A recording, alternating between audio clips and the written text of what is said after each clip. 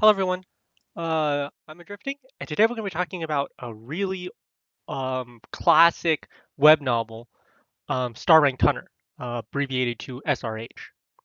Star Ranked Hunter's Chinese title is 星际猎人. Um, so 星际just means the stars, and then 猎人 usually just hunter or mercenary. And the description goes, the universe. This infinite field of stars is the dream of every hunter. For the hunters who run amidst the stars, the only limit is that they truly have the only limit they truly have is the universe. Is there a limit to the universe? And where would this limit lay? When the shadow hunter, a young man named Cillian, obtains a strange chip by accident, he begins his journey into this endless field of stars. Now, the only character with the name Cillian in recent in like contemporary or recent times would be Cillian Murphy. In Peaky Blinders, British crime gangster TV show, period drama, like 1920s. Starring Hunter is written by the famous author Lazy Cliche. Chinese title is 撑词懒条. One of the great platinum writers. And if you read this story, you'll kind of see the influences because he wrote this prior to Superstars of Tomorrow. Um, I think he also wrote Spare Me, Great Lord. I think those are both by the same author. 未来天王 and give me a sec. I'm waiting for the page to load. A Strange Life of a Cat, Superstars of Tomorrow. Okay, so Spare Me, Great Lord is a different author. I think it's like Moni or Lazy Cuttlefish. So yeah, Starring Tunner is a very classic web novel. It was written around 2012, 2013, so pretty much a decade ago. But it was translated back in 2016 by the famous site Volaire Novels. The site was run by Ed Volaire, and the translator is Craxian. Now, I have to, or Craxian. Um, I actually have to talk a little bit about them because they actually do play a major role in this web novel, both the translator and the site. Now, around 2016 is when I started reading it. There's only 50 chapters available. So it was definitely a unique experience, and as I said, one of the first web novels I read in my discovery to web novels. So we are going to the classic stories of web novels, such as Tale of Herding Gods, Counterfeit Hero. And when I get into the story and the characters, you'll see that this is very similar to a lot of titles at the time, um, as well as the specific genre, because this genre is interstellar. It's um, it's a space battle opera story, right? So, um, at the beginning, it's very much like Tenchi Muyo, without a lot of the harem. This, I think, yeah, there's no female characters in this. Wow, there's no female characters in this story. Wow, I just realized that. There's like no female romantic relationship. So this is a pure male lead, no CP. Like there's no couples or anything. There's almost no romance. So this is just a pure wuxia story without drama, basically. And we see a lot of the classic cliches come out, right? The Chidian orphanage, picking up trash in a junk pile. So we see that with Katu or the Card Apprentice, Galactic Trash Station, Super Gene, right? A lot of these titles. I'm gonna make my editor post all the titles. Um, the quintessential space opera, where you start off on a planet and then you slowly expand to the universe, right? Counterfeit Hero did a really good job of that as well, and you'll see a lot of these classic ones in space operas. I think Counterfeit Hero had something with like Mercury and Jupiter, citizens and whatnot. So there's like classes, or I think that was like Super Gene or Trash of the Galactic Station or whatever. Um, but you'll see a lot of that space opera tropes coming into it. And if you've read one of them, you'll kind of know what the rest are like. But other titles is very similar to his Hidden Assassin in terms of like the self-independent main character. And it takes a really interesting, unique story path. So, let's talk about the story because there are spoilers post 300. I'm not going to talk about chapters post 300 because I feel like, that's definitely for you to read. And that's about roughly where I stopped because the updates Volaire had, I think, something to do with licensing issues or they discontinued the project. Um, but Crash Cray Xuan picked it up. Um, And then his translation style is very interesting too, because as I said, this is back in 2016, so translation practices haven't really been picked up yet. So both, I think, Wuxia and Volaire had memes, right? Because they had like preview chapters. So before the actual chapter was loaded, so when you press the next button, usually they say, "Oh, this is the end of the chapter," or "There are no more chapters being updated," or "This chapter is locked." Well, back when like the chapter updates were at its head, right? And if you click the next button, usually it wouldn't go to the next page. Cray Xuan was one of the translators that would always put a pre-chapter meme for the coming chapters. So like he could read the Chinese and then he'd give you something to look forward to. It's almost like a TV show, right, where they give you a preview of the next episode. And that was always a really nice touch by Cray Xuan in Volair novels. Cray Xue is now doing updates on Reddit and Google Docs just on his own time. So it's still there. And one of the cool things that you kind of discover is that the comment section plays a large role in the interactivity of a web novel, right? This is a digital medium, which means when you're reading a book, you generally read alone. But with web novels, with like bullet tags or highlights of a specific sentence or the comment section, there's like this camaraderie that you kind of leave a mark behind for other readers to discover and find out. And I thought that was always really cool. Sorry, that was a thought I had about webtoons. So yeah, this is a really old translation. It's like 7 years old, yeah, because it started translating in 2016. Um, I was one of the first readers. I think it came around like 2017, 2018. But when I stopped, we were at the racing arc, and that's really cool.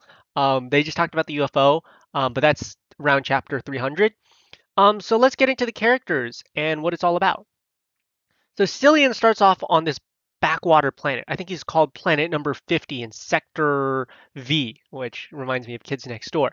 And he's just and he is suddenly thrust. An event suddenly gives him special powers.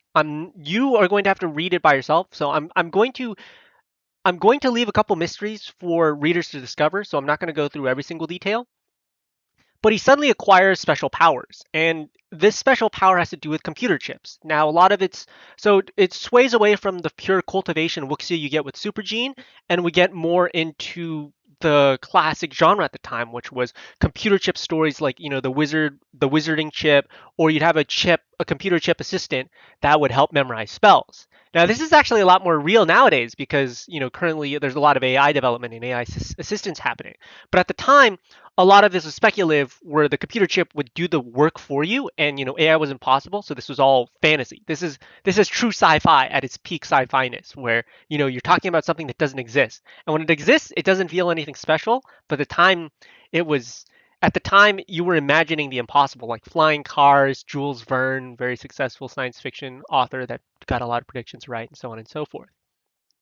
But yeah, Starring Tunner starts with Cillian suddenly thrust into this world and he's recruited into a hunter faction. Now, I don't want to talk too much about interstellar civilizations, just because it's very interesting how it all works out. But I'll talk about what I want to disclose, and then anything post chapter 300, that's up for you to discover. I'll even let you discover the ending because it's a lot of fun. And as I said before, there's going to be a lot of minor and major spoilers as I talk about the story. Starring Tunner is a classic web novel because it goes into the universe and it talks about all these scientific adventures all within 400 chapters. So it's really quite dense. I think around chapter 300, there's a lot of weakness in that there's a lot of like filler arcs introducing characters, but there's a decent cast of characters with the central point, the focal point being Cillian, right? Because he's the main character that we're following. Um, his first job is a school arc. So we have an academy arc within the first 60 chapters. From chapter 30 to chapter 90, we see this whole academy arc. And we meet some of the supporting cast. Just some very interesting reoccurring characters that you'll see. Adrian Lung, Knight, um, Pride, right? I only know their surnames because they were like thing, but like their first names I don't quite remember. Um, but yeah, so you get to meet this brilliant cast of characters. They all have their own personalities, their own right. The Hunter Regiment carry the various mysteries involved, and even um, the there's also a major secret.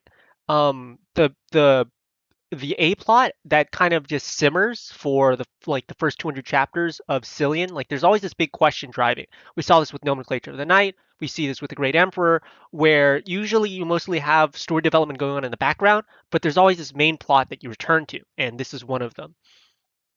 I'm deliberately being ambiguous and vague because I want you to read the story for yourself without giving too many spoilers. But Starbank Tunner does this job of seeing the universe in this type of factional space battle pirate sort of way, where it's like the age of sail and exploration. You're slowly discovering all these mysteries, right? Video games and VR MMO talks about like these various expansion packs and these various stories developing, right? You have that sense of time of dynamicism, right? With the space opera, you feel like this is an actual universe, and events are happening, right? There are various story arcs and event arcs, which we're kind of pushed to with the protagonist. They're all leading to something, and the way that the characters and these events are being resolved by the main character is very unique to say the least. Um, we do see some exceptionalism, like we would see in Library of Heaven's Path, where the main character excels at certain skills. I wouldn't say effortlessly, but it just seems like our main character has certain talents.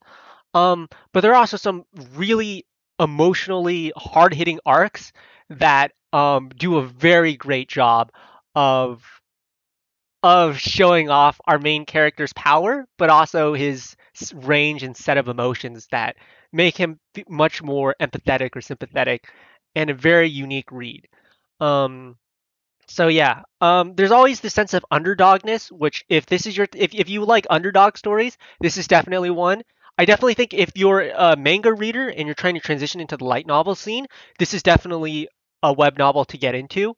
I wouldn't recommend this for more experienced web novel readers because there's a lot of cliches and plots that you will be familiar with to the point where you may be desensitized to it. Um, but it still doesn't change the fact that Star Rank Hunter, I would say, is an introduction to a moderately experienced web novel reader, just because it hits those main beats. It does it relatively quickly.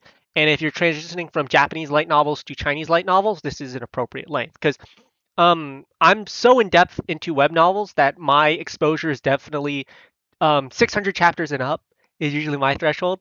But for newer readers, I can see why 100, 200 chapters seems intimidating. So this strikes a nice middle balance of 500 chapters. It's not short by any means compared to Korean and Japanese light novels, but for Chinese light novels, that's relatively short. Anyway, I'm gonna keep this relatively short because I want to make a shorter video. It makes it easier for my editor to edit. But I was definitely reading between Star Ranked Hunter and Isaac, and so um, I I hesitate to cover Isaac because that's just a difficult web novel to cover various angles. Um, but yeah, it's a quick review of Star Ranked Hunter. It's a really great story. It's I think lost in the annals of time. It's kind of been washed away. But this is one of the first, the earlier web novels of Superstars of Tomorrow. Even Superstars of Tomorrow is kind of hidden. I wouldn't necessarily call this a hidden gem. I think it is a gem, but I don't think it's that hidden. Like Hidden Assassin's pretty hidden, but I wouldn't consider that a gem either. Hidden gem usually is under the classification of it has to be really hidden, not well known, but also really amazing. I think Star Trek Thunder is amazing, but I'm also looking at it from nostalgic lens. So that's about it. Not much more to say. So we'll stop here.